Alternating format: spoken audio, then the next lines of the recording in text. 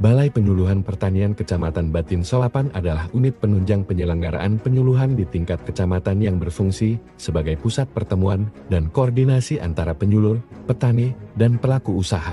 DPP Kecamatan Batin Solapan berperan sebagai pusat informasi dan data pertanian, tempat pembelajaran melalui demplot dan pelatihan, serta pusat pengembangan kemitraan dan jejaring agribisnis untuk mendukung pembangunan pertanian di wilayah Kecamatan Batin Solapan.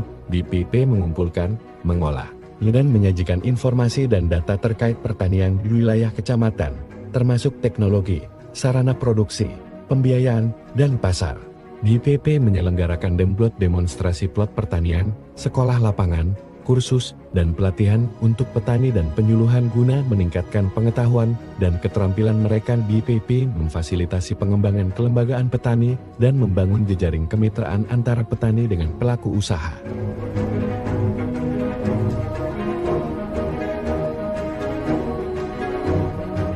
Balai Penyuluhan Pertanian juga menjalankan program bantuan dari pemerintah pusat yang bersumber dari dana DAK non-fisik.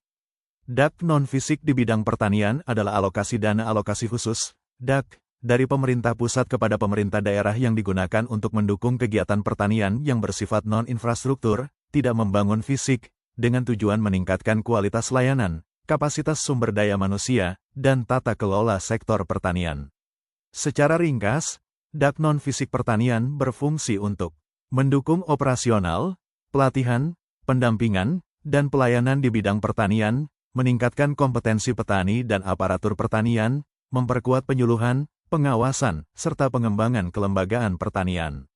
Contoh kegiatan DAK non-fisik pertanian: pembiayaan penyuluhan pertanian, pelatihan dan peningkatan kapasitas petani dan penyuluh, dukungan operasional Balai Penyuluhan Pertanian, BPP, fasilitasi sertifikasi, pengawasan mutu, dan administrasi pertanian, penguatan data, informasi, dan sistem manajemen pertanian. Kegiatan DAK non-fisik di Kecamatan Batin Solapan meliputi 1. Rapat koordinasi. Rapat koordinasi adalah pertemuan yang diselenggarakan untuk menyelaraskan rencana, pelaksanaan, dan evaluasi kegiatan antar individu, unit kerja, atau instansi agar tujuan bersama dapat dicapai secara efektif dan efisien. Secara umum, rapat koordinasi bertujuan untuk menyamakan pemahaman dan persepsi, menyelaraskan tugas, peran, dan tanggung jawab, membahas permasalahan dan solusi bersama, memastikan kelancaran pelaksanaan kegiatan atau program. 2. Supervisi kegiatan pembinaan, pemantauan, dan pengawasan yang dilakukan secara sistematis oleh pihak berwenang untuk memastikan perencanaan, pelaksanaan, dan hasil kegiatan pertanian berjalan sesuai dengan kebijakan, standar teknis, serta tujuan yang telah ditetapkan.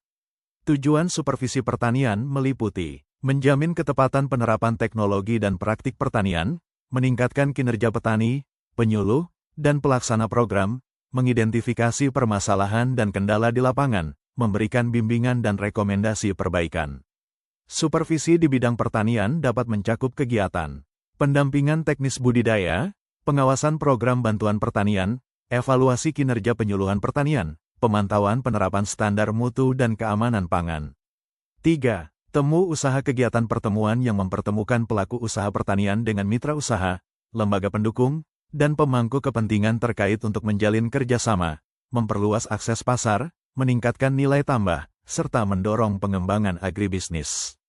Tujuan temu usaha pertanian antara lain, mempertemukan petani, kelompok tani dengan pembeli, off-taker, atau investor, membuka peluang kemitraan dan kontrak usaha, meningkatkan akses pembiayaan, teknologi, dan pasar, mendorong keberlanjutan dan daya saing usaha pertanian.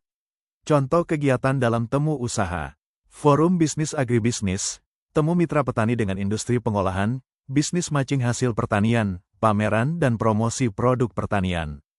4. Sosialisasi sekolah lapang. Sosialisasi sekolah lapang di bidang pertanian adalah kegiatan penyampaian informasi dan pengenalan kepada petani, kelompok tani, dan pemangku kepentingan terkait mengenai tujuan, materi, metode, dan pelaksanaan sekolah lapang sebagai sarana pembelajaran partisipatif untuk meningkatkan pengetahuan, keterampilan, dan sikap petani dalam usaha pertanian. Tujuan sosialisasi sekolah lapang pertanian meliputi memberikan pemahaman awal tentang konsep dan manfaat sekolah lapang, meningkatkan partisipasi dan kesiapan petani, menyamakan persepsi antara penyelenggara, penyuluh, dan peserta, mendukung kelancaran pelaksanaan sekolah lapang. Sosialisasi ini biasanya dilakukan melalui pertemuan kelompok, penyuluhan awal, diskusi dan pemaparan materi program, penyebaran informasi terkait jadwal dan teknis pelaksanaan.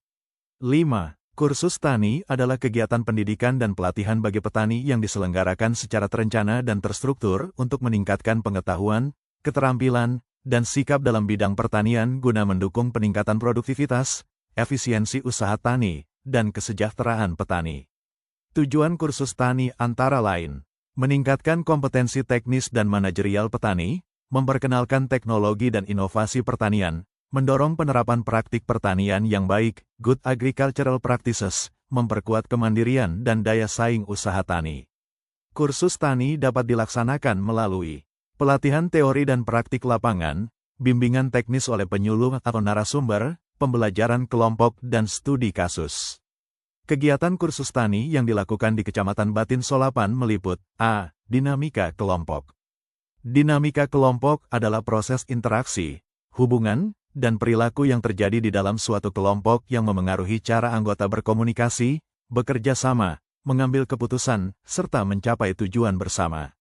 Dalam konteks pertanian atau kelembagaan petani, dinamika kelompok mencakup pola komunikasi dan partisipasi anggota, peran dan kepemimpinan dalam kelompok, tingkat kekompakan, kerjasama, dan kepercayaan, kemampuan kelompok dalam memecahkan masalah dan mengelola konflik. Dinamika kelompok yang baik akan mendorong efektivitas kegiatan kelompok tani, peningkatan kinerja dan kemandirian petani, keberlanjutan organisasi dan usaha bersama.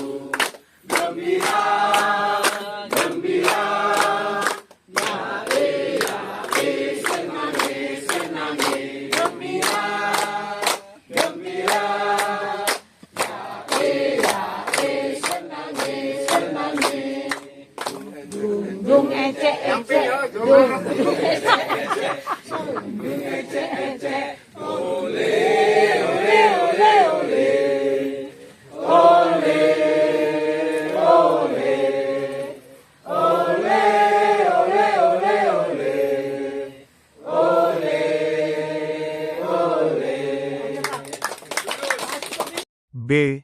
Pembuatan Trichoderma. Trichoderma adalah genus jamur tanah yang bersifat menguntungkan dan berperan sebagai agen hayati, biological control agent, dalam pertanian untuk menekan patogen tanaman serta meningkatkan pertumbuhan dan kesehatan tanaman. Dalam bidang pertanian, Trichoderma berfungsi untuk mengendalikan penyakit tanaman yang disebabkan jamur patogen, seperti Fusarium, Rhizoctonia, dan Sclerotium, meningkatkan pertumbuhan akar dan penyerapan unsur hara, memperbaiki kesuburan dan kesehatan tanah, merangsang ketahanan tanaman terhadap stres dan penyakit.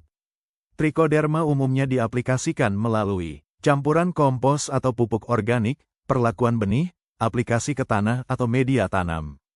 C. Teknik penyuburan tanah. Teknik penyuburan tanah adalah serangkaian metode dan tindakan yang dilakukan untuk meningkatkan kesuburan tanah, baik secara fisik, kimia, maupun biologis, sehingga tanah mampu mendukung pertumbuhan tanaman secara optimal dan berkelanjutan.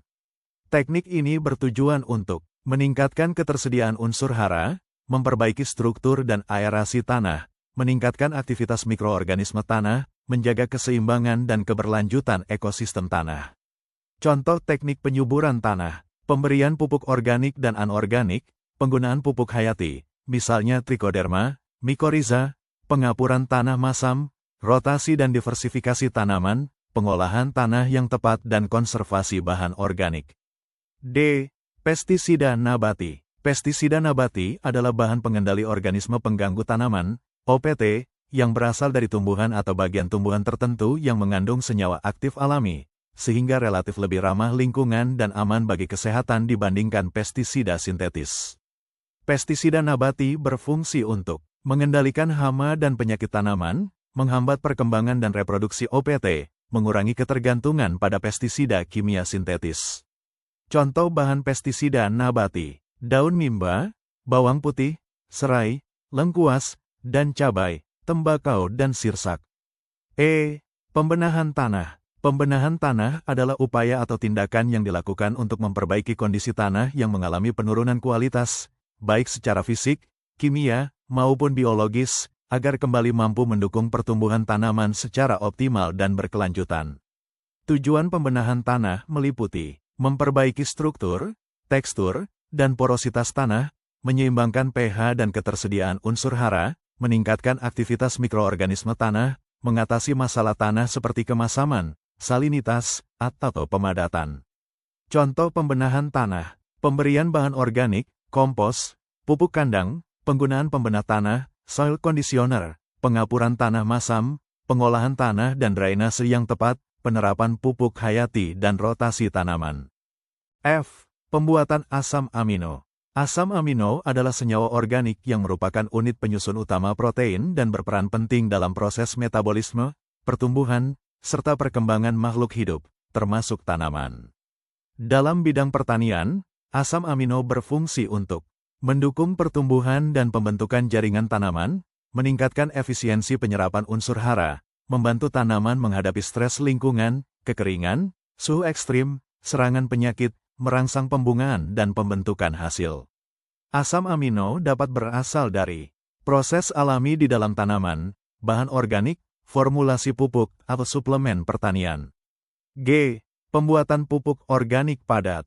Pupuk organik padat adalah pupuk yang berasal dari bahan organik alami dalam bentuk padat, seperti sisa tanaman, kotoran hewan, atau limbah organik lainnya, yang telah melalui proses pengolahan atau dekomposisi untuk meningkatkan kesuburan tanah dan mendukung pertumbuhan tanaman.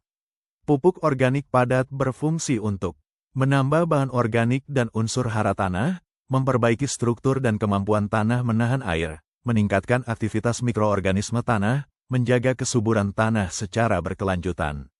Contoh pupuk organik padat, kompos, pupuk kandang, bokasi, vermikompos.